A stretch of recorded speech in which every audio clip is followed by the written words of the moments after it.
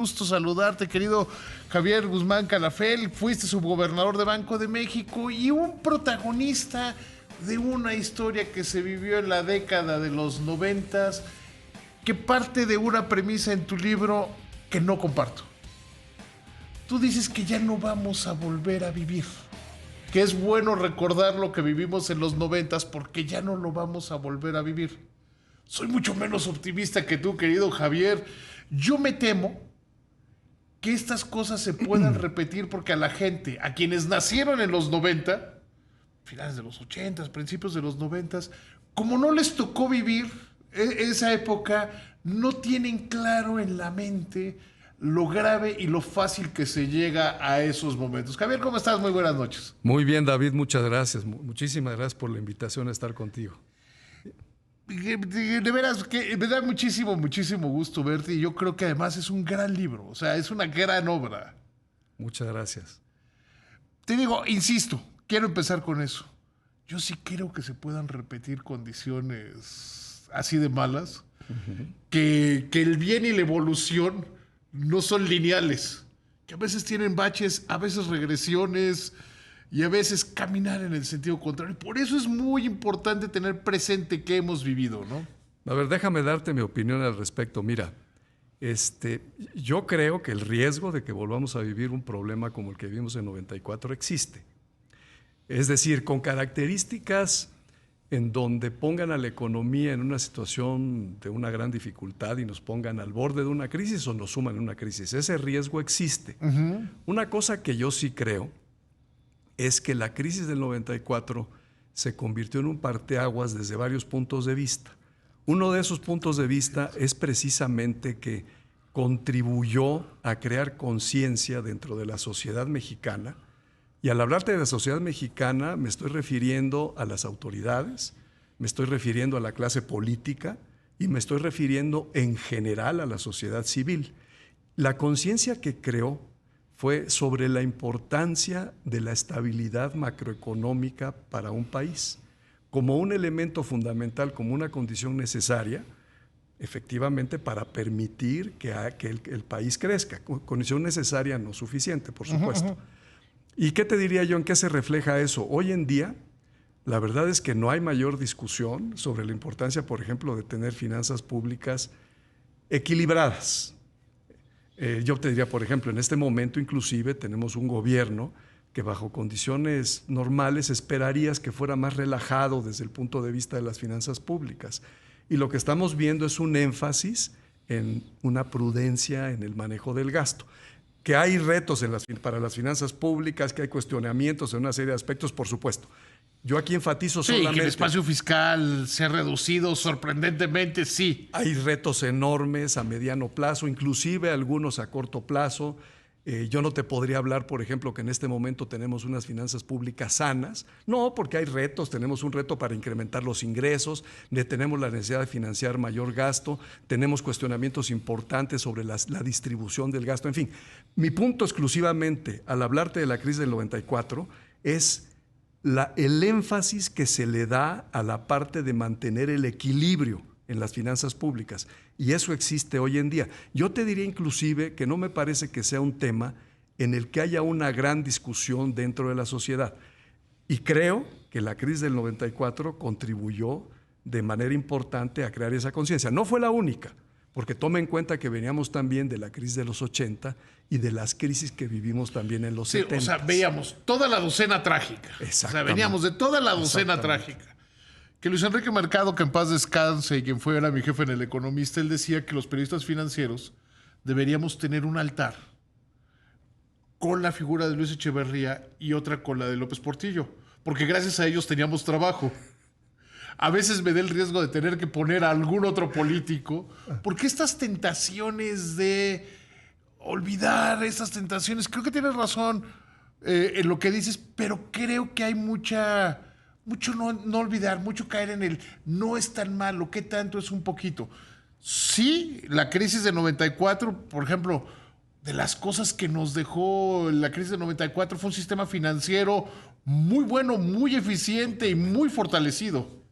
Totalmente. Yo te diría, mira, la crisis del 94, si a mí me preguntas hoy en día, insisto, en primer lugar, la posibilidad de que haya más crisis en México, por supuesto que existe. Eso no lo puedes eliminar jamás. Ahora, ¿qué te dejó?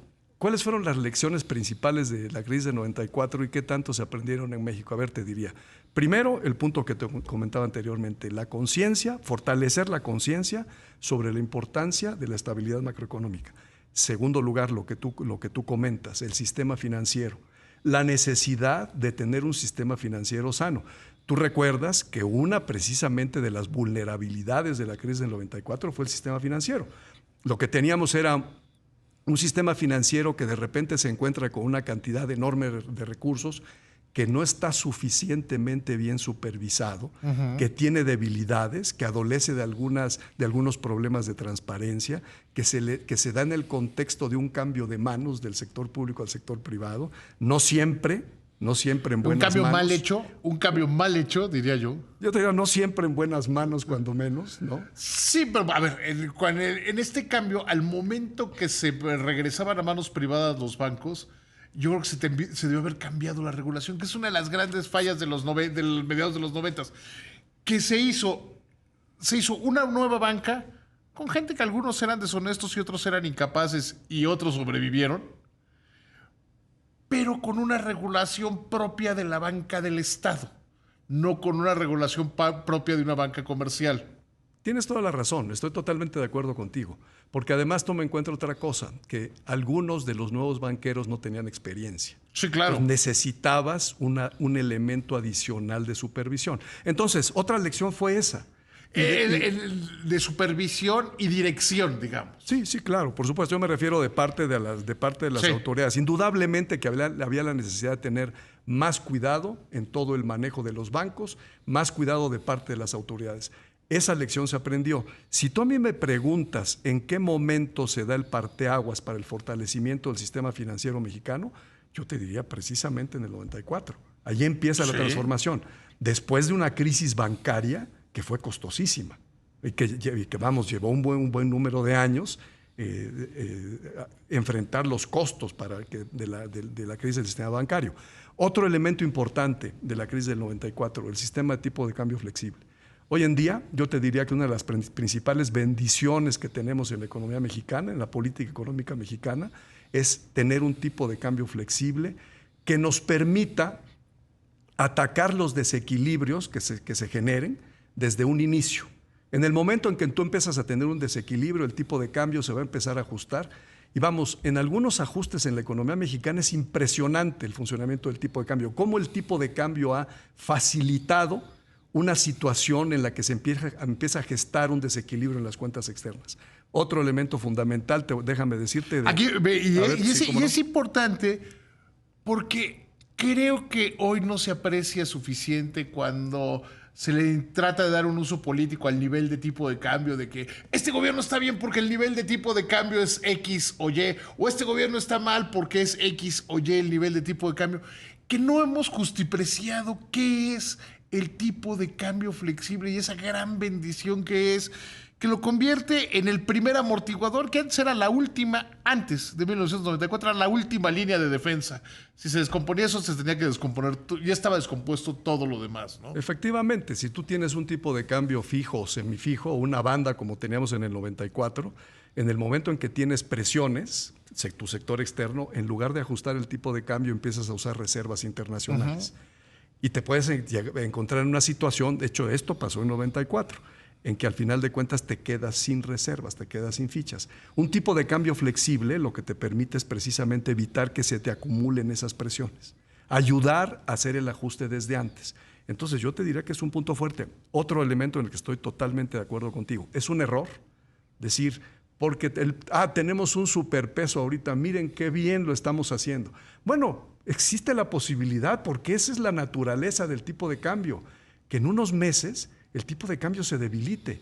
Y eso no necesariamente quiere decir que las cosas están mal. El tipo de cambio está fluctuando, es la naturaleza. Tiene que ver hasta con decisiones que puede tomar la Reserva Federal o noticias que puede tomar la Reserva Federal de Estados Unidos, de las que no tenemos ningún control. De hecho, yo te diría, en este momento, la fortaleza que tiene el peso, en muy buena medida, en la coyuntura, cuando menos en los últimos meses, está principalmente vinculada precisamente con la expectativa de que el ajuste de las tasas de interés de la Reserva Federal no va a ser tan agresiva como se estaba anticipando. Tienes toda la razón, claro. Obviamente también hay factores internos, déjame decirte, que han apoyado al peso. Las tasas de interés, la política monetaria del Banco de México lo ha ayudado, y el hecho de que no haya un desequilibrio fiscal importante también ha ayudado. Pero en la coyuntura el factor que está dominando es lo que está pasando en Estados Unidos, y tan es así que el peso no es la única moneda que se está apreciando. Entonces, es un error concentrar la atención. Sí, darles ese cariz político que había. Totalmente. 70s, 80s, ahí aquello de presidente que devalúa, se devalúa.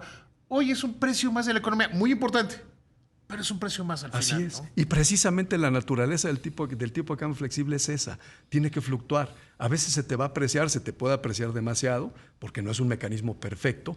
A veces se te va a depreciar. Bueno, ahí el asunto es que ese es el mecanismo que te permite precisamente contener presiones en otras partes de la economía. Una lección adicional de la crisis del 94, yo te diría, la transparencia. ¿Te acuerdas? Bueno, tú eres muy joven, a lo mejor tú no tuviste la oportunidad de vivir tanto. No de mi edad, cuando menos, ¿no? A lo mejor... Nací en 66, entonces me tocaron... Yo sí soy hijo de todas las crisis de este país. Bueno, sí. Bueno, recordarás entonces en 94 cómo nos atacaron por la parte de la transparencia. Yo te diría, México evidentemente en esa época no era un ejemplo de transparencia, eso es cierto. De que la falta de transparencia haya sido la causa que, por ejemplo, el Fondo Monetario Internacional argumentaba que por eso no pudieron prever la crisis, ¿no? Pues eso tampoco es cierto, pero en todo caso es mucho mejor ser transparente. Y hoy en día yo te diría... Había una forma de ser poco transparente. Las campañas de relaciones públicas que constantemente tenía el secretario de Hacienda, Pedro Aspe, que hablaba con todo el mundo y a todo el mundo le contaba una historia que no necesariamente estaba sustentada en hechos. Y eso dificultó prever la crisis, ¿no? Bueno, mira, yo te diría, en el caso de la crisis del 94 hubo acusaciones, entre comillas, al gobierno mexicano de que no se daban las cifras de reservas internacionales y por otro lado de que no se conocían las cifras de los tesobonos. ¿Te acuerdas de los tesobonos? Los instrumentos denominados en dólares pero pagaderos en pesos. Bueno, la parte de los tesobonos era falsa, esa información estaba disponible, y el tema de las reservas era información que no se daba a conocer, era un error no darlas a conocer, porque el mercado las conocía. Vamos, yo en la prensa lo leía, probablemente en algún momento tú me diste la cifra de reservas. Sí, claro, era una cifra que se conocía. Que se conocía. Entonces es un error no seguir una política de transparencia, particularmente en circunstancias como esa, porque además se presta a desviar la atención de las causas de la crisis y a hacer acusaciones sobre las autoridades. Entonces, pero eso yo te diría, hoy en día, por ejemplo, el grado de transparencia que se maneja en la economía mexicana, yo creo que es de las más transparentes entre las economías emergentes, y eso viene también del 94. Sí. Y un elemento adicional que te destacaría de lección de la crisis del 94 que se aprendió en México, la relación con el Fondo Monetario Internacional. ¿Tú te acuerdas en esa época el grado en que se criticaban las políticas del gobierno porque todo lo dictaba el Fondo Monetario Internacional? Era un discurso continuo de la oposición.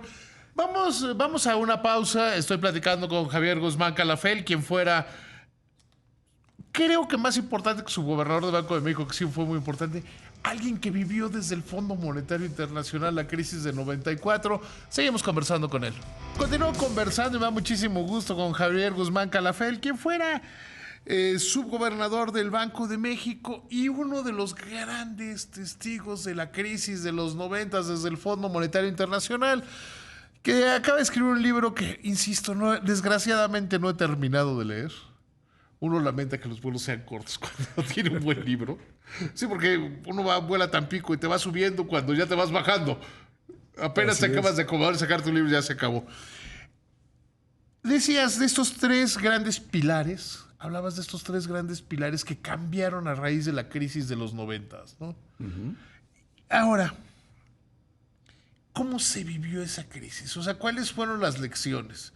Yo siempre he creído que cuando no aprendes de un choque externo, no solo que regreses, no solo que seas resiliente, sino que generes nuevas habilidades, tiendes a desaparecer y a que se repitan esos mismos errores. Totalmente. Bueno, mira, yo te diría que las grandes lecciones están relacionadas con lo que yo comentaba precisamente hace un momento.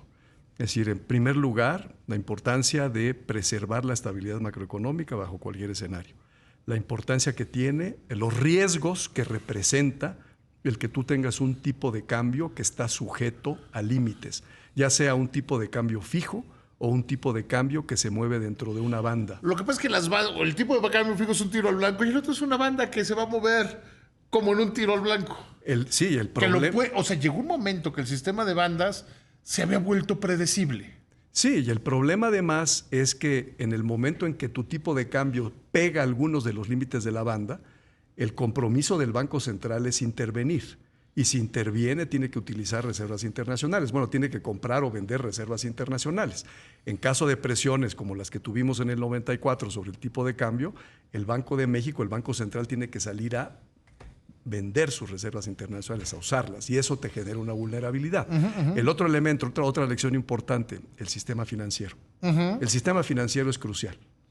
Tu sistema financiero tiene que estar sólido, porque si tú tienes una crisis en tu economía, tienes un problema económico y eso involucra al sistema financiero, el problema que tienes se hace mucho más grande, ¿no? Ese es otro elemento. El otro elemento, por supuesto, es la transparencia que te comentaba hace un rato, ¿no? Y te mencionaba también la dinámica de la relación con el Fondo Monetario Internacional. En ese momento comentábamos... Sí, ahí nos quedamos en el corte de la relación. Sí. Veníamos de las marchas de los 80s, FMI fuera de aquí y toda esa... Además decir, la oposición al gobierno en ese momento decía, es que todas las decisiones se las dicta el Fondo Monetario Internacional. Correcto. Todavía nuestro actual presidente hace no mucho decía esas cosas, hasta que luego ya entendió cómo que el Fondo Monetario Internacional es una ayuda. Bueno, simplemente David. Desde 2009 nosotros tenemos una línea de crédito flexible con el Fondo Monetario Internacional. Hoy en día son $50,000 millones que nosotros podemos usar en cualquier momento.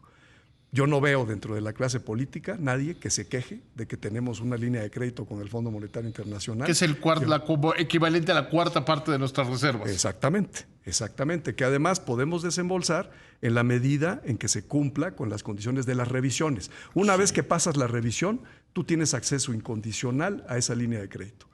Y obviamente a nadie le preocupa. Bueno, yo te diría que no solamente es el caso de México, ¿eh? Ha habido en general una renuencia de las economías emergentes o de muchas economías emergentes a ir al Fondo Monetario Internacional porque lo sienten como un fracaso.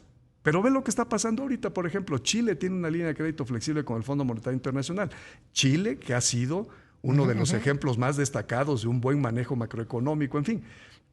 Colombia tiene una línea de crédito con el Fondo Monetario Internacional. Entonces, Pero aquí el problema es, Javier, eso que insisto yo mucho, el que se olvida. Este gobierno en algún momento pensó en disminuir o cancelar la línea de crédito.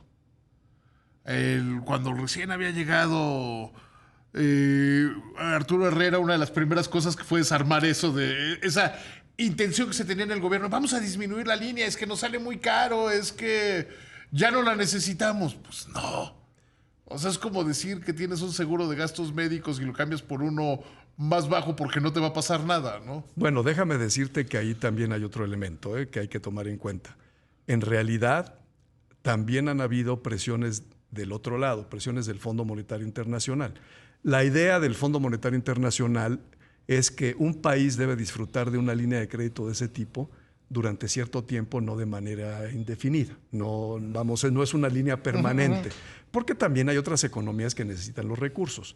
Entonces, algunos de los miembros del Fondo Monetario Internacional ejercen presión para que las líneas se vayan disminuyendo y los países vayan dejando de usarlas.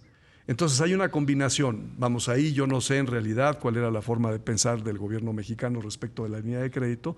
Lo que sí es un hecho es que dentro del Fondo Monetario Internacional hay presiones para que las líneas de crédito se vayan disminuyendo hasta desaparecer, ¿no? Ahora, yo te diría que la importancia de esa línea de crédito no es solamente la cantidad de recursos que tú tienes disponibles, que es como tú decías, es un cuarto de las reservas internacionales, que es una cantidad muy importante de recursos. La otra parte es que es un contrapeso. Imagínate tú una situación en la que tú te desvías del rumbo adecuado, por ejemplo, que empiezas a implementar políticas macroeconómicas irresponsables, y que eso implica que el Fondo Monetario Internacional te pone el sello de autorización para que tengas la línea de crédito. Sí, no pasar esa revisión es dramático para una economía. Sería un choque tremendo en los mercados financieros internacionales. Una, porque pierdes el acceso a los recursos. Y dos, porque el Fondo Monetario Internacional te está diciendo, ya no tienes acceso a mi línea de crédito. Y eso manda la señal a los mercados de que estás mal. Por supuesto. Y eso te aumenta los costos y te dificulta el acceso a los mercados. Exactamente. Entonces, la línea de crédito es importante desde varios ángulos. Por eso te decía, bueno, esa es otra lección que se aprendió, es otra lección importante. Y es algo que también, bueno, la sociedad lo ve como algo natural, algo normal, y qué bueno que lo vean así por estas dos características que te señalo, ¿no? Ahora bien, yo creo que tu libro es un viaje muy interesante. O sea, es un viaje interesante, es un viaje atractivo. ¿Por qué decides, compártelo con el auditorio, por qué decides hacer este libro? Bueno, mira, en este momento. Déjame comentarte. Cuando yo llegué al Fondo Monetario Internacional el 1 de noviembre de 1994. Y todavía todo mundo dentro del Fondo Monetario Internacional, no solamente dentro del fondo, vamos, para no exagerar, no todo mundo, pero el punto de vista predominante es que era que la economía mexicana estaba en una fase que tenía un futuro muy promisorio. Bueno, llega la crisis. Me toca de embajador de México en Estados Unidos a Jesús Silva Herzog. Y en una plática con él me dijo, ¿está usted tomando notas de lo que está pasando dentro del Fondo Monetario Internacional? La parte más álgida de la crisis. Recuerdas que el país estuvo al punto del colapso. Claro. Bueno, y entonces, bueno, yo pensé que era una buena idea, tomé muchas notas, junté mucho material y lo vine conservando por mucho tiempo. Entonces, una parte del por qué hice el libro fue esa idea, eso es interesante narrarlo desde el punto de vista de alguien que lo vivió. Pero hay otro elemento. De manera paralela a la crisis mexicana, a la crisis económica en México, hubo una crisis al interior del Fondo Monetario Internacional. ¿Cierto? ¿En qué consistió esa crisis? Básicamente en un conflicto muy fuerte entre la mayoría de las sillas europeas, por supuesto no incluye España, que comparte silla con nosotros, y Estados Unidos. Porque la visión de los europeos es que esta es una crisis que debe resolver Estados Unidos, que es un absurdo.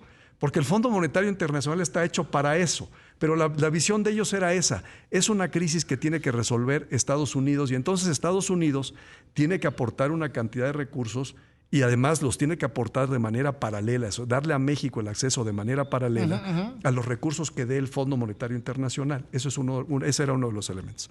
Segundo elemento, los europeos tenían una concepción errónea de la naturaleza de la crisis. La percepción en Estados Unidos, en el Fondo Monetario Internacional y por supuesto en México esta es una crisis, no es una crisis de solvencia, esta es una crisis de liquidez. Y en una crisis de liquidez lo que tú necesitas es un prestamista de última instancia. Déjame darte dos cifras. Que además de hecho era el discurso del gobierno. Sí, claro. No tenemos un problema estructural, tenemos un problema de liquidez. Que no era cierto. No, sí era cierto, David, era cierto. De hecho, déjame decirte, la deuda pública como % del PIB en 1994 era de menos de 30%. Sí. En 1995, después de la devaluación, del efecto de la devaluación de las finanzas públicas, después de un incremento muy fuerte de las tasas de interés y después de una contracción de la economía de 5% en el año, que eso le pega terriblemente a las finanzas públicas, la deuda pública como % del PIB era de poco más de 40% del PIB. Tú tienes hoy en día, con algo que se considera como un nivel de deuda pública muy razonable frente a otras economías emergentes, cifras de 50% del PIB. Teníamos cifras menores que eso. Es decir, tú lo que tenías básicamente... Eso de repente nos lleva a que el problema no es cuánto debes, sino qué capacidad tienes para pagarlo. Bueno, sí, pero precisamente, si tú tienes una deuda pequeña, relativamente pequeña, tú tienes la capacidad para pagarlo. Eso no quiere decir que de repente tú descuidaste un par de elementos, tienes desequilibrios y eso implica que tienes necesidades de financiamiento de corto plazo. Es como una empresa. No, yo sí puedo pagar, o sea, yo tengo todos los elementos para pagar, no tengo un problema. A mí no necesitan perdonarme deuda. Yo lo que necesito es que me ayuden a financiar estos vencimientos. Entonces, lo que México necesitaba en ese momento era un prestamista de última instancia. ¿Quiénes operaron como prestamistas de última instancia? Bueno, el Fondo Monetario Internacional y Estados Unidos básicamente, pero los europeos no compartían esa visión. Y entonces nos pusieron piedras y piedras y piedras en la relación de México con el Fondo Monetario Internacional. Y esa actitud de los europeos se prolongó 2 años y medio. La crisis ya se había resuelto, México ya le había pagado al Fondo Monetario Internacional y ellos seguían insistiendo. ¿Por qué? Porque hubo otro elemento. Se sintieron... Me voy a ir a una pausa y ahorita nos vamos con el siguiente elemento. Continúo platicando con Javier Guzmán Calafel, ex subgobernador del Banco de México, sobre este libro verdaderamente interesante que se llama La otra cara de la moneda. Continuamos platicando. A veces sí me dan ganas de invitarlos a lo que platicamos fuera del aire en estas conversaciones. Javier Guzmán Calafel, continuamos platicando contigo. Te tuve que interrumpir por irnos al corte. Te comentaba, me preguntabas del por qué quise escribir el libro. Te comentaba de la crisis interna que hubo en el Fondo Monetario Internacional y te mencionaba, ya te mencioné 2 de los elementos de la visión europea y me faltaba el tercero, que fue muy importante para que pusieran tantas piedras en la relación de México con el Fondo Monetario Internacional en ese periodo tan difícil. Fue que se sintieron excluidos. Sí. Las sillas europeas están hoy en día sobrerepresentadas en el directorio del Fondo Monetario Internacional y en esa época estaban peor. O sea, estas eran simplemente, sin incluir a todos los países europeos, de estas sillas que te hablo eran 8. Las sillas son las agrupaciones de países que se sientan en el Consejo de Administración del Fondo Monetario Internacional. En esa etapa tenían 8 sillas que encabezaban o que tenían en su totalidad los europeos. Se sintieron excluidos de las decisiones y al sentirse excluido de la decisión del paquete de México, empezaron a poner piedras, combinado con los otros elementos que yo te comentaba antes. Bueno, yo no sé si recuerdas, en el libro se comenta que el paquete de México originalmente se concibió con el Fondo Monetario Internacional en $7,800 millones. Sí. De un día para otro, cuando Estados Unidos anunció que no iba a poder comprometer todo el dinero que había anunciado, el financiamiento del Fondo Monetario Internacional se incrementó de 7.8 a 17.8 ¿Sí? en unas horas. ¿Sí? Pero además el fondo lo que propuso es, y esos 7.8 que les dije que iba a ser la totalidad del paquete, que ya estaba excediendo los límites de financiamiento que daba el fondo, se los vamos a dar a México de un solo golpe. Y eso lo anunció un día antes de que se reunía el directorio. Para una institución como el Fondo Monetario Internacional, acostumbrada a tomar decisiones de manera muy pausada, con ciertas reglas y lo demás, fue un verdadero choque. Como resultado de eso, de que se sintieron excluidos y de esa concepción errónea que ellos tenían de la crisis, se abstuvieron inicialmente 6 sillas, que es inaudito en el Fondo Monetario Internacional. Sí. Y al final de cuentas, formalmente se abstuvieron 5 sillas. Imagínate tú, un país está al borde del colapso y un grupo de accionistas que tienen casi 40% del poder de voto de la institución te dice: yo no estoy de acuerdo con el paquete. Bueno, pues evidentemente fue un choque para México brutal. ¿Qué fue lo que llevó el paquete? ¿Qué pasó que logró que este paquete saliera adelante? Porque en esos momentos México estaba al borde de la crisis. Yo platicaba en aquellos momentos, llegaron a considerar otra vez la estatización bancaria y controles de cambios. El control de cambios, o sea, todo. O sea, se estaba reviviendo los 80s, pero de pronto todo se arregló. Como si fuera mágicamente, como si fuera una mala película mal rematada. ¿Qué pasó? Bueno, mira, déjame decirte.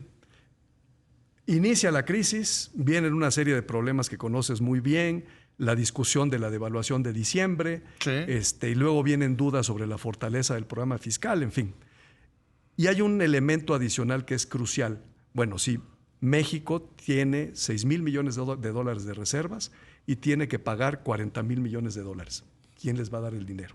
Estados Unidos dice: no, sí, yo les voy a dar el dinero.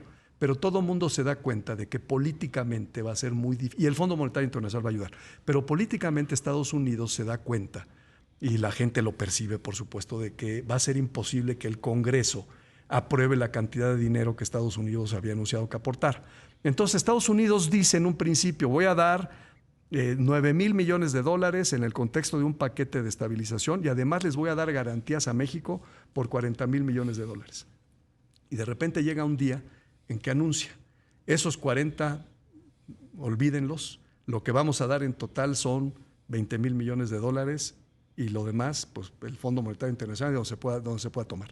Entonces viene todo este asunto, por eso es que toma el fondo la decisión de aumentar el paquete de un día para otro, para evitar un colapso de la economía mexicana, porque además lo que se temía es que un colapso de México se llevara entre las piernas a una cantidad de economías emergentes y que esto se convirtiera en una crisis global. Por eso sale el fondo. Bueno, al final de cuentas, esto lo que genera... En esos momentos periodísticamente hablábamos del efecto tequila. Exactamente, por eso es el efecto tequila, porque impactó a economías, inclusive en un principio, en las primeras etapas, a economías emergentes sólidas, economías asiáticas, Singapur, Hong Kong, están teniendo problemas en sus mercados como resultado de la crisis de México. Poco a poco fue desapareciendo, pero yendo a tu pregunta. Entonces, el paquete se anuncia, originalmente el paquete total era de 66,000 millones de dólares. Estados Unidos dice que no va a poder, entra el fondo, pero sigue la incertidumbre, no queda claro cuánto va a ser. ¿Cuándo se disipa la incertidumbre y empiezan a arreglarse las cosas? México anuncia un ajuste fiscal mucho más agresivo de lo que había anunciado originalmente, ya con la administración de Ernesto Zedillo, y se define cuánto se va a poner, cuánto dinero va a tener el paquete. Y al final de cuentas, de los 66, el paquete se reduce a 39,000 millones de dólares. Sí. En ese momento empieza a haber un poco más de confianza, se ve que México se está ajustando de una manera inclusive más agresiva de lo que había anunciado, de lo que había negociado con el fondo. Y por otro lado, ya se tiene certeza, México va a tener un programa con el Fondo Monetario Internacional y ya sabemos cuánto va a poner Estados Unidos. En ese momento las cosas se empiezan a arreglar. Y déjame decirte lo que te mencionaba hace un rato de que no era un problema de solvencia, sino de liquidez. México recupera acceso a los mercados internacionales de capital en abril de 1995, es decir, 4 meses después de iniciada la crisis. Pero la parte crucial, para responder a tu pregunta, David, es México anuncia un ajuste mucho más fuerte, se ve que hay una determinación de ajustar y finalmente se conoce cuánto dinero va a haber disponible para pagar principalmente los vencimientos de tesobonos, aunque no eran solamente los tesobonos. Los tesobonos tenían un saldo a finales de 94 como de 30,000 millones de dólares. Sí. Los vencimientos totales que se tenían que pagar en 1995 eran como de 40,000. Entonces, finalmente se dice si hay ajuste, si hay recursos, encontrar un prestamista a última instancia y en ese momento las cosas se empiezan a manejar. Y déjame darte otro dato curioso. Si ves en el libro al final, hay una comparación de la crisis de 94 con todas las crisis que han habido en México desde los 80, incluyendo la actual. Y bueno, se presentan varias, se analiza desde varios ángulos la crisis, en fin. Pero hay una que a mí me parece que es sumamente importante. El comportamiento del ingreso per cápita en México. Sí. Con todo, y la crisis del 94 y el desplome de la economía que hubo en 1995 como resultado de la crisis, si tú ves cuáles son los periodos en los que México ha tenido un crecimiento más rápido del ingreso per cápita, tú vas a ver que es precisamente en los 90s. El periodo completo va a ser el de los 90s, el de las dos administraciones, de Salinas de Gortari y Ernesto Zedillo. Y de hecho, en el caso de Ernesto Zedillo, el crecimiento promedio anual es ligeramente inferior al de la etapa de Salinas de Gortari, precisamente por la crisis. Pero aún así, esa etapa es en la que México ha registrado el crecimiento del ingreso per cápita más rápido desde los 80s. Que es decir, el inicio del periodo neoliberal, podríamos decir. Exacto. Bueno, de hecho, la parte más destacada de la etapa neoliberal. Claro, porque se toman decisiones que son correctas y siguen siendo correctas. Yo siempre he dicho, desde aquella época que nos tomaba cursos en los 80s, que no hay decisiones de política de izquierda o de derecha, que nada más hay correctas e incorrectas. Y se tomaron decisiones en los 90s correctas y que hoy siguen siendo correctas, como la apertura de mercados, como la globalización, como dar la autonomía al Banco de México. El Tratado de Libre Comercio. Sí, o sea, todo esto en ese momento funcionaba, sirvió. Si se ve el ingreso por un lado y si se ve la inflación por el otro, funcionaron. Siguen funcionando, pero el riesgo es, y vuelvo al principio de esta plática, que se nos olvide. Que digamos, esto ya no va a volver a pasar. Que todas estas cosas que aprendimos como sociedad las perdamos y que por eso es muy valioso un libro como el tuyo. Un libro que dice, a ver, vamos a acordarnos dónde estábamos, porque a mí me pasa con alguna frecuencia, doy conferencias y me ha tocado que doy conferencias a públicos que tienen menos de 36 años. Todas estas cosas son historia antigua. Son historia antigua. Entonces el riesgo de decir, no, es que eso no está bien, siempre hay otra manera de hacerlo, sigue siendo muy alto. Yo creo que es el gran valor de tu libro, que recuerdas un momento que fue crucial en la historia reciente de este país. Mira, no podría estar más de acuerdo contigo, David, bueno, lo que dijiste todo, pero te destacaría dos aspectos. Y uno está, de hecho, escrito en el libro de una manera muy parecida a lo que tú estás diciendo. Una de las cosas que digo en el capítulo final del libro es, bueno, si nosotros tenemos una etapa en los 90s en la que logramos el crecimiento per cápita más alto a partir de 1983, bueno, ¿por qué no analizamos sin cargas ideológicas, de una manera pragmática, qué cosa fue lo que se hizo bien? Evidentemente se cometieron errores, como en cualquier administración. Es que el avance no es lineal, el avance tiene baches y como decía al principio, tiene regresiones. Claro, por supuesto. Pero bueno, ¿por qué no se analiza objetivamente qué cosa fue lo que se hizo bien para que aprendamos precisamente de eso? Para que tomemos lo bueno. Esto no es, tienes toda la razón, no es que no hay blanco y negro, bueno y malo. No. Es que no son neoliberales. Y se van tomando decisiones que funcionan exactamente, hay que tomar las decisiones. Yo creo que en este gobierno, por ejemplo, están tomando algunas decisiones correctas. Se están tomando en materia económica, están tomando algunas decisiones correctas. Otras no.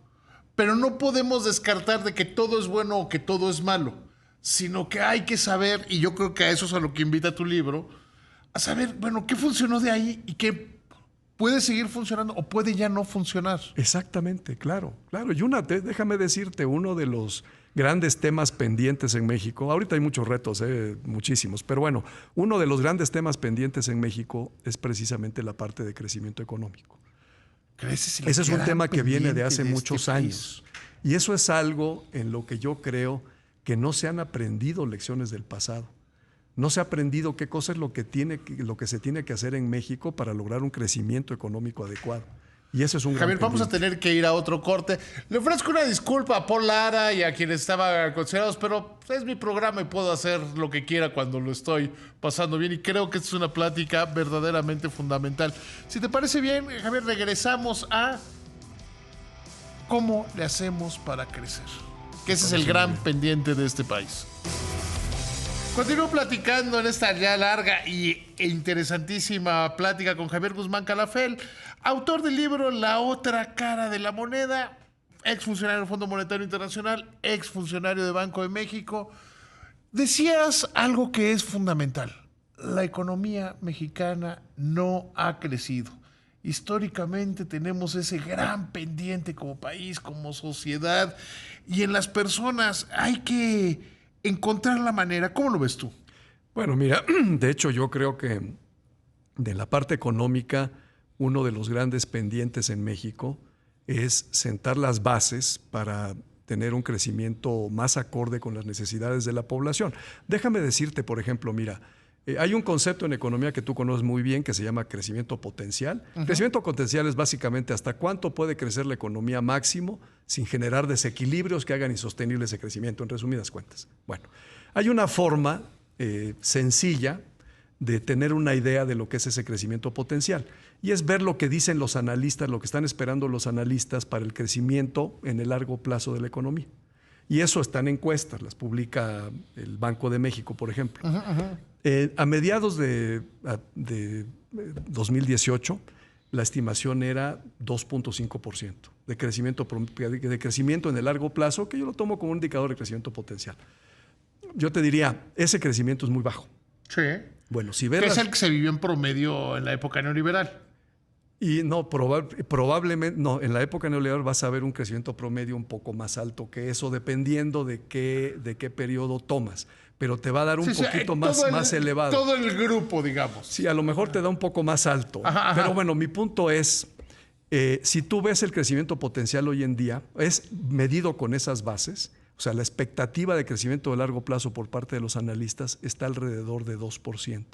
Es decir, el crecimiento potencial de la economía se ha venido reduciendo en los últimos años, que es, la estimación de lo que es ese crecimiento potencial. ¿De qué depende el crecimiento de una economía? Yendo directamente a tu pregunta. Aquí simplemente te quería resaltar la gravedad de la situación. Sí. Y déjame decirte que no tienes idea, cuando tú ves de manera acumulada el costo que representa tener un menor crecimiento potencial, el tamaño, las cifras con las que te vas a encontrar, son cifras muy altas. La pérdida de producción para la economía, cifras que no te imaginas. Pero bueno, aún con esa diferencia tan pequeña, el crecimiento acumulado que se pierde, lo que está perdiendo la economía. Bueno, ¿de qué depende el crecimiento económico? Una forma muy sencilla de verlo, que de hecho el INEGI publica la información de esa manera. El crecimiento económico depende de la cantidad de mano de obra que tienes disponible, es decir, de tu fuerza de trabajo. Depende de la inversión que se hace en la economía, inversión pública, inversión privada, y depende de la eficiencia con la que se utilizan los recursos que existen en la economía, es decir, de la productividad.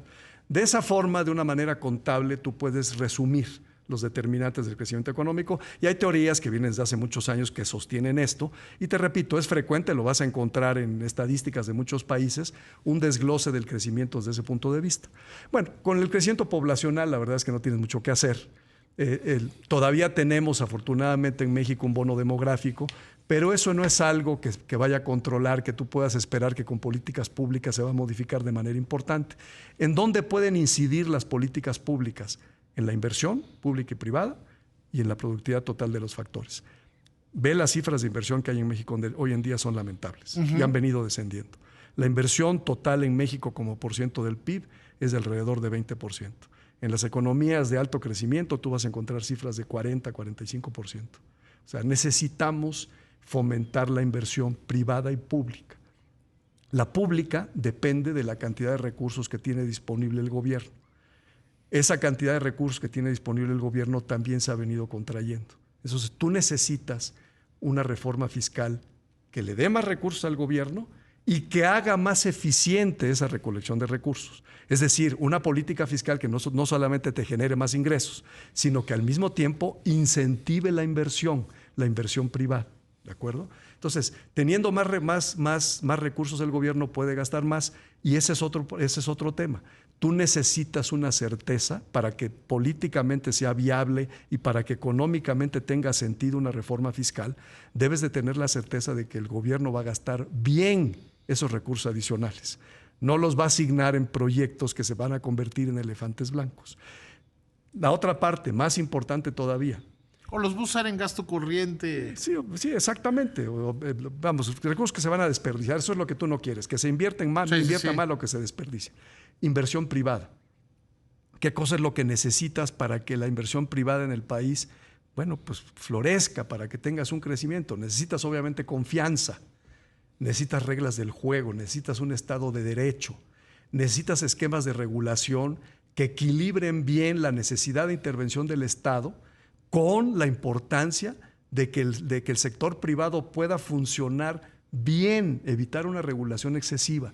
Entonces, necesitas infraestructura para que la inversión privada pueda llegar. Necesitas cumplir con una serie de condicionantes. Te dicen ahorita, por ejemplo, la posibilidad del nearshoring, la inversión en la frontera, el hecho de que aprovechemos ese conflicto geopolítico con China, resultado también de la guerra en Ucrania, en fin. Pues sí, pero para eso necesitas, para aprovechar bien ese tipo de condiciones, necesitas tú establecer una serie de bases que hagan atractivo para el sector privado invertir. Y luego tú dices, bueno, además de eso, yo necesito usar mis recursos y fomentar que el sector privado use sus recursos bien, de manera eficiente. Es decir, que la productividad de la economía crezca. Si tú ves las cifras de productividad en México, son verdaderamente tristes. Sí. De hecho, cifras en promedio anual, en lugar de tener un crecimiento, está cayendo la productividad de la economía.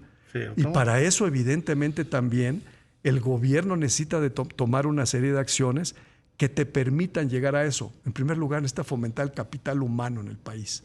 Tú necesitas un capital humano que aporte, fortalecerlo. Necesitas una población que sea saludable, necesitas invertir mucho en salud.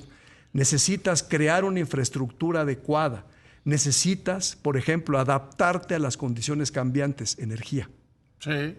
Hoy en día muchas empresas te dicen es que yo no puedo invertir si no tengo fuentes suficientes de energía si limpia. no tengo la seguridad de que voy a tener, ya no solo energía limpia, energía suficiente. Y muchas te piden energía limpia. Sí. Además, y necesito obviamente saber bajo qué reglas estoy operando, saber que tengo un Estado de Derecho sólido.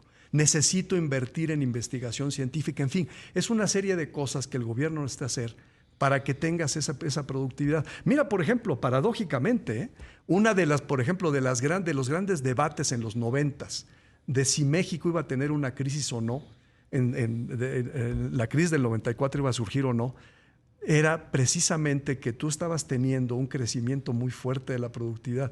Se había hecho una transformación de la economía que te había permitido, yo te diría, 2 elementos que son cruciales y que hacían el análisis complejo de qué cosa es lo que estaba pasando en México. Uno, las exportaciones manufactureras empezaron a crecer a tasas competitivas con las de los países más importantes en materia de exportaciones en el mundo.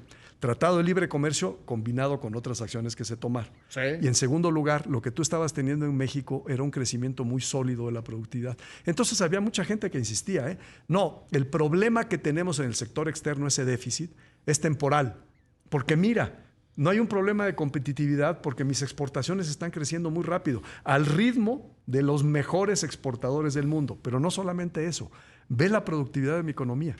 La productividad de mi mano de obra está creciendo de una manera rapidísima. Sí. Bueno, hoy en día lo que tenemos, desde hace ya un buen número de años, es una situación en la que esa productividad no está creciendo. Entonces yo te diría, se tienen que tomar acciones para fomentar la inversión pública, privada, necesitas las dos. Y la otra cosa que necesitas es tomar un conjunto de acciones, no solamente una acción en un frente, necesitas tomar de manera simultánea. Tiene que ser una acción simultánea. Queridísimo Javier, me podría platicar las siguientes 6 horas contigo y sería muy interesante. Desgraciadamente ya estamos llegando al final del programa. Yo invito, y lo digo con conocimiento de causa, yo invito a que lean este libro de Javier Guzmán Calafel, que se llama La otra cara de la moneda. Verdaderamente un gran libro. Muchas gracias. Quiero felicitarte mucho porque es un gran libro. Lamento no haberlo acabado de leer, pero eso sucederá antes de los partidos de fútbol americano del domingo. Pero te agradezco. Y además esta visión de que no podemos repetir lo que habíamos estado viviendo. Totalmente de acuerdo. Te agradezco mucho la invitación, David. Un placer platicar contigo. Y ojalá como platiquemos siempre. con mayor frecuencia.